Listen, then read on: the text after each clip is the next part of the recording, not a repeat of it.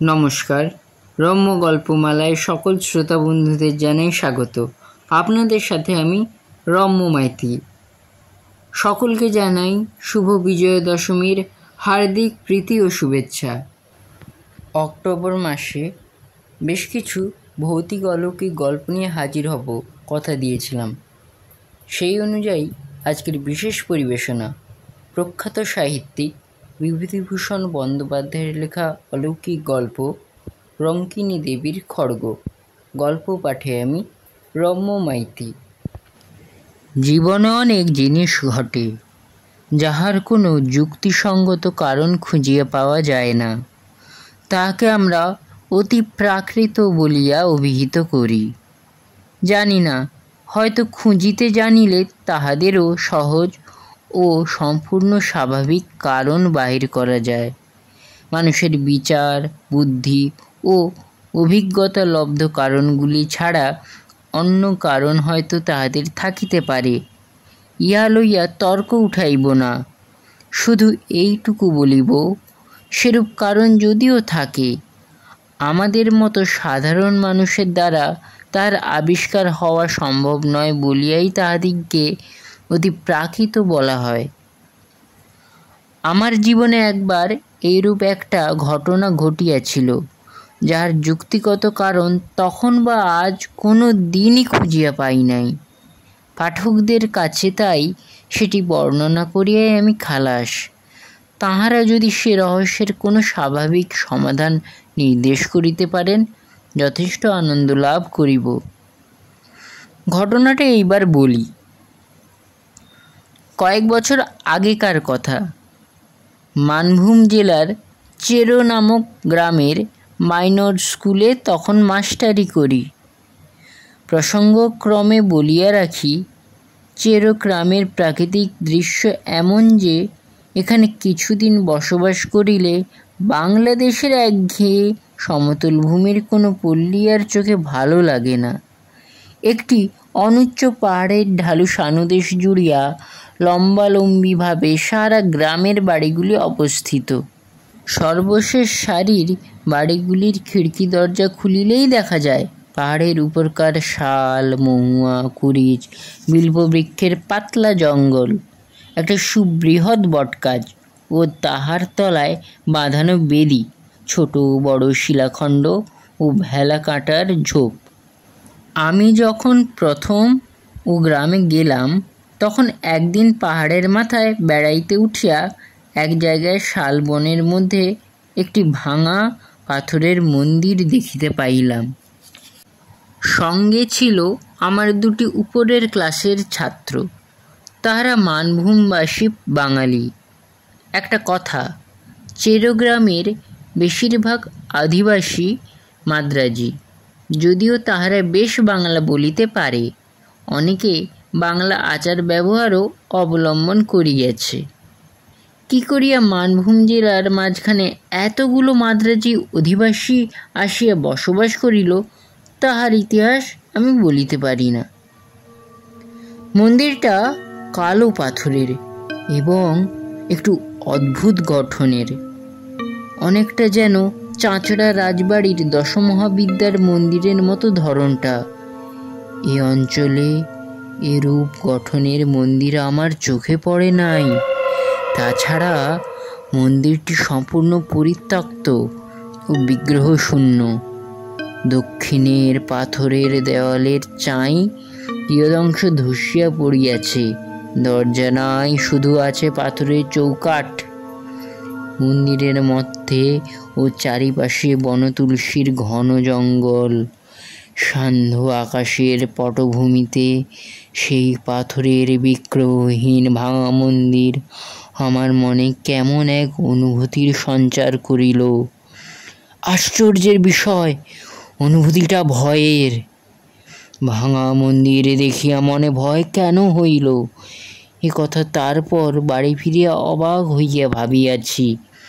তবুও অগ্রসর হইয়া যাইতেছিলাম মন্দিরটা ভালো করিয়া দেখিতে। একজন ছাত্র বাধা দিয়ে বলিল, যাবেন না স্যার ওদিকে। কেন? জায়গাটা ভালো না, সাপের ভয় আছে সন্ধ্যাবেলা, তাছাড়া লোকে বলে অনেক রকম ভয় ভীতি আছে, মানে অমঙ্গলের ভয়, কেউ ওদিকে যায় না। ওটা কি মন্দির? ওটা রঙ্গিনী দেবীর মন্দির স্যার, কিন্তু আমাদের গাঁয়ের বুড়ো লোকেরাও কোনোদিন ওখানে পুজো দিতে দেখিনি, মূর্তিও নেই বহুকাল। ওই রকম জঙ্গল হয়ে পড়ে আছে আমাদের বাপ ঠাকুরদার আমলেরও আগে থেকে। চলুন স্যার নামি। ছেলে দুটা যেন একটু বেশি তাড়াতাড়ি করিতে লাগিল নামিবার জন্য। রঙ্কিনী দেবী বা তাহার মন্দির সম্বন্ধে দু একজন বৃদ্ধ লোককে ইহার পর প্রশ্নও করিয়াছিলাম, কিন্তু আশ্চর্যের বিষয় লক্ষ্য করিয়াছি, তাহারা কথাটা এড়াইয়া যাইতে চায় যেন। আমার মনে হইয়াছিল রঙ্কিনী দেবী সংক্রান্ত কথাবার্তা বলিতেও তারা ভয় পায়। আমিও আর সে বিষয়ে কাহাকেও কিছু জিজ্ঞাসা করা ছাড়িয়া দিলাম। বছরখানেক কাটিয়া গেল। স্কুলে ছেলে কম, কাজকর্ম খুব হালকা। অবসর সময়ে এ গ্রামে ও গ্রামে বেড়াইয়া এ অঞ্চলের প্রাচীন পট, পুঁথি, ঘর ইত্যাদি সংগ্রহ করিতে লাগিলাম। এ বাতিক আমার অনেক দিন হইতেই আছে। নূতন জায়গায় আসিয়া বাতিকটা বাড়িয়া গেল। চেরোগ্রাম হইতে মাইল 5-6 দূরে জয়চণ্ডী পাহাড়। এখানে খাড়া উঁচু একটা অদ্ভুত গঠনের পাহাড়ের মাথায় জয়চণ্ডী ঠাকুরের মন্দির আছে। পৌষ মাসে বড় মেলা বসে। বিএনআর লাইনের একটা ছোট স্টেশনও আছে এখানে। এই পাহাড়ের কাছে একটা ক্ষুদ্র বস্তিতে কয়েক ঘর মানভূম প্রবাসী উড়িয়া ব্রাহ্মণের বাস। ইহাদের মধ্যে চন্দ্রমোহন পাণ্ডা নামে একজন বৃদ্ধ ব্রাহ্মণের সঙ্গে আমার খুব আলাপ হইয়া গেল। তিনি বাঁকা বাঁকা মানভূমের বাংলায় আমার সঙ্গে অনেক রকমের গল্প করিতেন। পট, পুঁথি, ঘর সংগ্রহের অবকাশে আমি জয়চণ্ডীতলা গ্রামে চন্দ্রমোহন পাণ্ডার নিকট বসে তাহার মুখে এ দেশের কথা শুনিতাম। চন্দ্রপাণ্ডা আবার স্থানীয় ডাকঘরের পোস্টমাস্টারও। এদেশে প্রচলিত কত রকমের আজগুবি ধরনের সাপের, ভূতের, ডাকাতের ও বাঘের, বিশেষ করিয়া বাঘের, কারণ বাঘের উপদ্রব এখানে খুব বেশি, গল্প যে বৃদ্ধ পাণ্ডার মুখে শুনিয়াছি, এবং সেই সব গল্প শুনিবার লোভে কত আষাঢ়ের ঘন বর্ষার দিনে বৃদ্ধ পোস্টমাস্টারের বাড়ি গিয়া যে হানা দিয়াছি তাহার হিসাব দিতে পারি না। মানভূমের এইসব অরণ্য অঞ্চল সভ্য জগতের কেন্দ্র হইতে দূরে অবস্থিত। এখানকার জীবনযাত্রাও একটু স্বতন্ত্র ধরনের।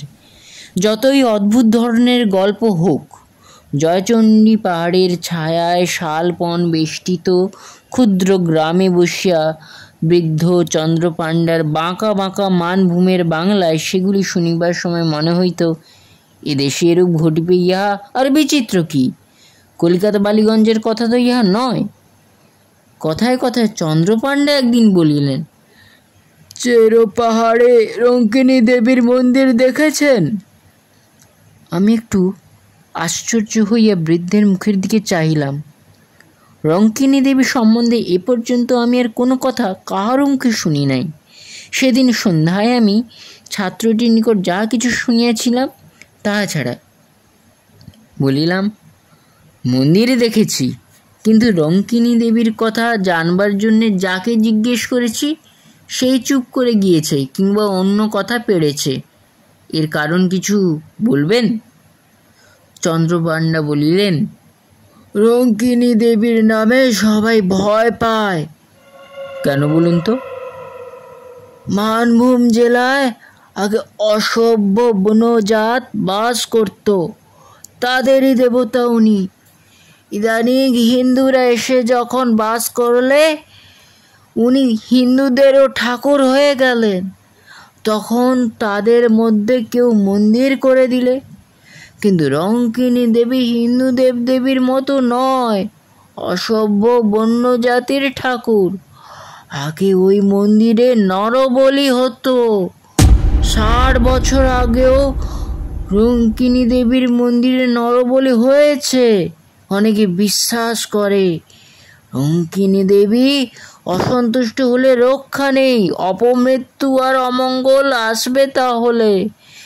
এরকম অনেকবার হয়েছে নাকি। একটা প্রবাদ আছে, এ অঞ্চলে দেশে মোড়ক হবার আগে রঙ্কিনী দেবীর হাতের খাড়া রক্তমাখা দেখা যেত। আমি যখন প্রথমে দেশে আসি, সে আজ 40 বছর আগের কথা, তখন প্রাচীন লোকেদের মুখে কথা শুনেছিলাম। রঙ্কিনী দেবীর বিগ্রহ দেখেছিলেন মন্দিরে? না, আমি এসে পর্যন্ত ওই ভাঙা মন্দিরে দেখছি। এখান থেকে কারা বিগ্রহটি নিয়ে যায় অন্য কোনো দেশে। রঙ্কিনী দেবীর এসব কথা আমি শুনতাম ওই মন্দিরের সেবায়িত বংশের এক বৃদ্ধের মুখে। তার বাড়ি ছিল ওই চেরোগ্রামেই। আমি প্রথম যখন এদেশে আসি তখন তার বাড়ি অনেকবার গিয়েছি। দেবীর খাড়া রক্তমাখা হওয়ার কথাও তার মুখে শুনি। এখন তাদের বংশের আর কেউ নেই। তারপর চেরোগ্রামেও আর বহুদিন যায়নি। বয়স হয়েছে, বড় বেশি কোথাও বেরোই নেই। বিগ্রহের মূর্তি কি? শুনেছিলাম কালী মূর্তি। আগে নাকি হাতে সত্যিকার নরমুণ্ড থাকতো অসভ্যদের আমলে। কত নরবলি হয়েছে তার লেখাজোখা নেই। এখনো মন্দিরের পেছনে জঙ্গলের একটা ঢিবি আছে, ঘুরলে নরমুণ্ড পাওয়া যায়। সাধে দেশের লোক ভয় পায় শুনিয়া সন্ধ্যার পরে জয়চণ্ডী তলা হইতে ফিরিবার পথে আমারই গা ছমছম করিতে লাগিল। আরও বছর 2 সুখে দুঃখে কাটিল। জায়গাটা আমার এত ভালো লাগিয়েছিল যে হয়তো সেখানে আরও অনেক দিন থাকিয়া যাইতাম। কিন্তু স্কুল লইয়াই বাঙালিদের সঙ্গে মাদ্রাজিদের বিবাদ বাঁধিল। মাদ্রাজিরা স্কুলের জন্য বেশি টাকা কড়ি দিত। তাহারা দাবি করিতে লাগিল কমিটিতে তাহাদের লোক বেশি থাকিবে, ইংরেজির মাস্টার একজন মাদ্রাজি রাখিতেই হইবে ইত্যাদি। আমি ইংরেজি পড়াইতাম। মাঝ হইতে আমার চাকুরি রাখা দায় হইয়া উঠিল। এই সময় আমাদের দেশে একটি হাই স্কুল হইয়াছিল। পূর্বে একবার তাহারা আমাকে লইয়া যাইতে চাহিয়াছিল। ম্যালেরিয়ার ভয়ে যাইতে চাহি নাই। এখন বেগতিক বুঝিয়া দেশে চিঠি লিখিলাম, কিন্তু শেষ পর্যন্ত এসব কারণে চেরোগ্রামের মাস্টারি আমায় ছাড়িতে হয় নাই। কিসের জন্য ছাড়িয়া দিলাম পরে সে কথা বলিব। এই সময় একদিন চন্দ্রপাণ্ডা চেরোগ্রামে কি কার্য উপলক্ষে আসিলেন। আমি তাহাকে অনুরোধ করিলাম আমার বাসায় একটু চা খাইতে হইবে। তাহার গরুর গাড়ি সমেত তাহাকে গ্রেপ্তার করিয়া বাসা বাড়িতে আনিলাম। বৃদ্ধ ইতিপূর্বে কখনো আমার বাসায় আসেন নাই। বাড়িতে ঢুকিয়া বিস্ময়ের সুরে বলিলেন, এই বাড়িতে থাকেন আপনি? বলিলাম, আগে হ্যাঁ, ছোট্ট গাঁ, বাড়ি তো পাওয়া যায় না। আগে স্কুলের একটা ঘরে থাকতাম। বছরখানেক হলো স্কুলের সেক্রেটারি রঘুনাথন এটা ঠিক করে দিয়েছেন। পুরনো আমলের পাথরের গাঁথুনির বাড়ি, বেশ বড় বড় 3টি কামরা, একদিকে একটা সরু যাতায়াতের বারান্দা, জবরদস্ত গড়ন, যেন খিলজিতের আমলের দুর্গ কি জেলখানা। হাজার ভূমিকম্পেও এই বাড়ির একটু চুন বালি খসাইতে পারিবে না। বৃদ্ধ বসিয়া আবার বাড়িটার চারিদিকে চাহিয়া দেখিতে লাগিলেন। ভাবিলাম বাড়িটার গড়ন তাহার ভালো লাগিয়াছে।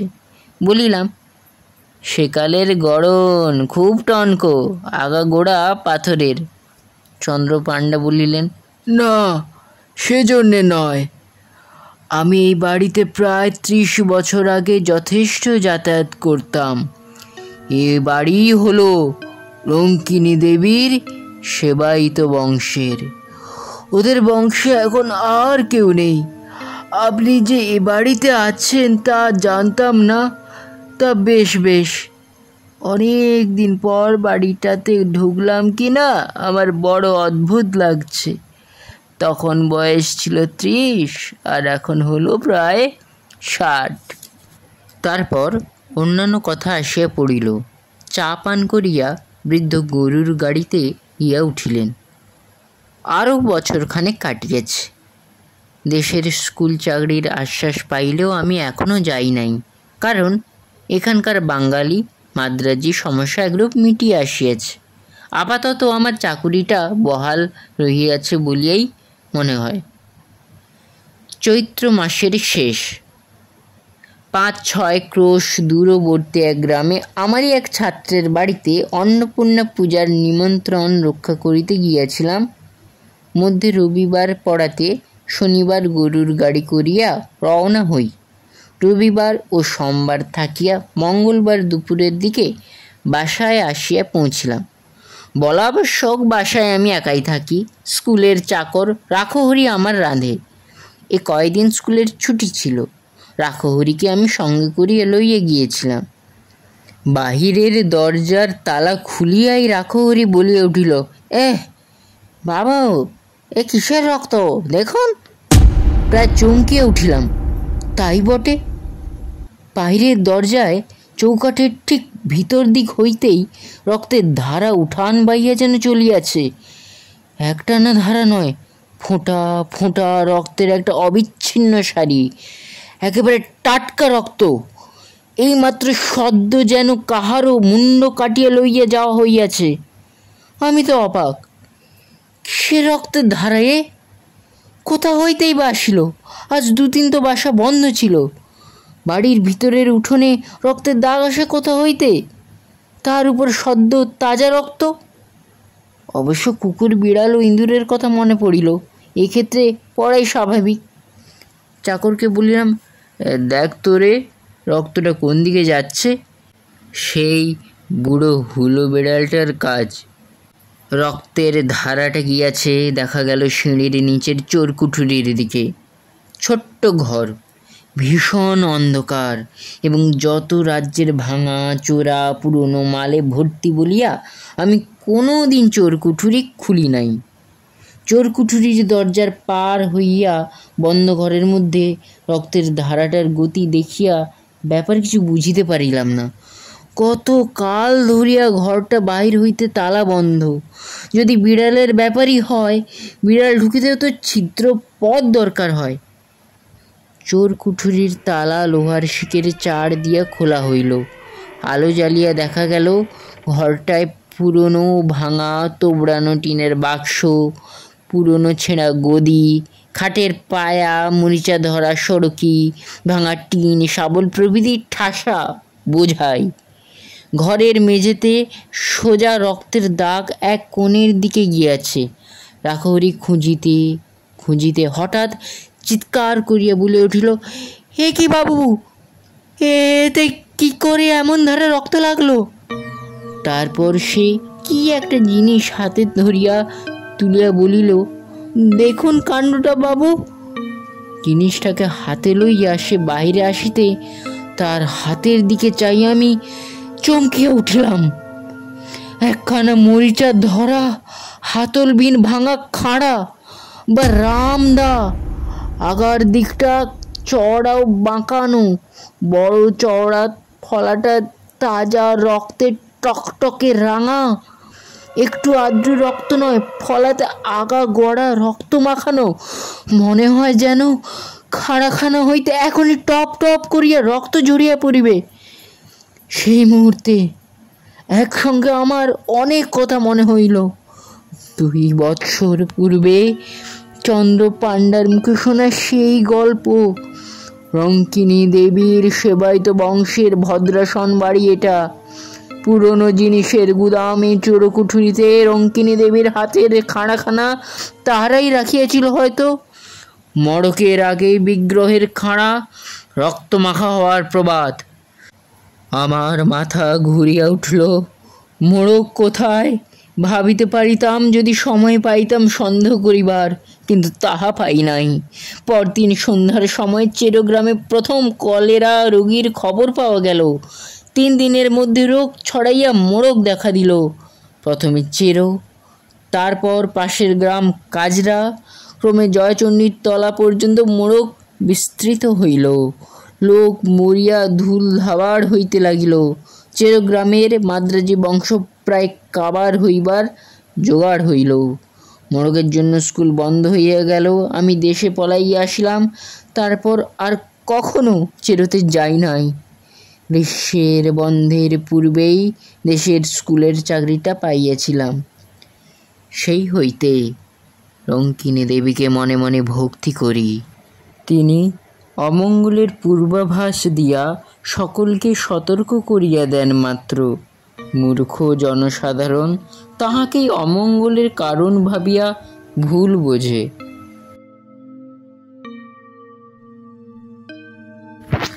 কেমন লাগলো আজকের এই ভিন্ন স্বাদের গল্প? কমেন্ট বক্সে অবশ্যই লিখে জানান। গল্পটি ভালো লাগলে লাইক এবং শেয়ার করতে ভুলবেন না।